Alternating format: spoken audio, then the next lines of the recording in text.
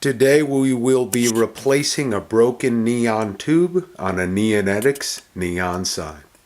So here's the broken tube. You can see it's broken. I'm going to use a regular old nail clipper and kind of cut off the little metal parts that are holding the tube in. Now these little metal pieces of wire are just for transportation purposes. Cut them off, you don't need them. You won't be putting them back on. Again, it's just so it doesn't break during shipment, but obviously this one broke. So now that's ready to go. And I have my new tube here, which is of course the same circle. Now I'm going to take off these rubber boots.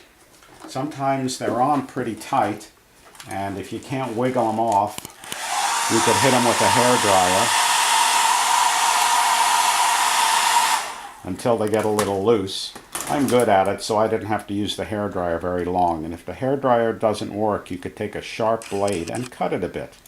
But you can, again, you're working with a broken bulb, so you can just take off the electrode boot. That's what these guys are called, electrode boots. I'm going to take off both. Now, the bulb you're replacing has some wires. Half the wire is from the electrode and half the wire is from the high voltage wire. And we're just going to be untwisting them so we can throw our bulb away. Once it's untwisted, we'll take the old bulb off and throw it in the garbage. That's half the old bulb. And we'll take off the other half old bulb. Oh, I forgot to take off this wire, so I'm going to untwist it. Now we're going to have to twist it back the same way. So that's kind of what it looks like. Now I'll get the new bulb out.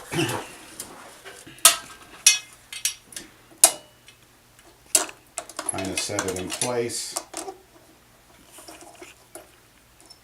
Sometimes these little tube supports have to be slightly adjusted, but they're easy enough to do. Clicking them in. And now I'm going to twist the wires together. Here's the wire that goes to the rest of the sign, and here's the electrode wire. And I'm just going to twist them together good so that there's a good electrical contact. You do want to twist them a few times so that it's a really good electrical contact, like that. Now, I'm going to do the same on this side.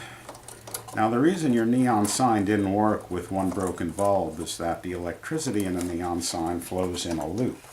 So, if the one bulb is broke, the whole sign won't work.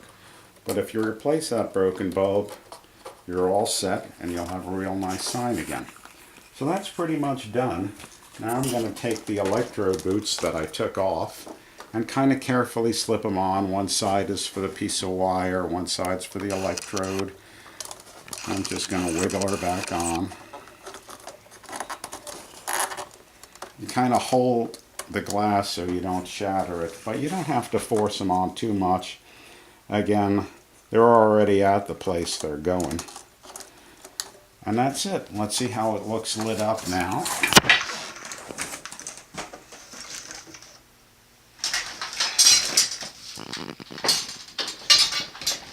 Now that I took the broken bulb out, put the new bulb in, the sign looks awesome. So while we're still talking, you could see this part here where it broke, glass on glass weld. It ain't a break, it's a weld. It's supposed to be there. The glass only comes in a certain length and we have to hand weld it together. There's a lot of welds hidden in the black section, but because this outside tube is so big, you see the weld.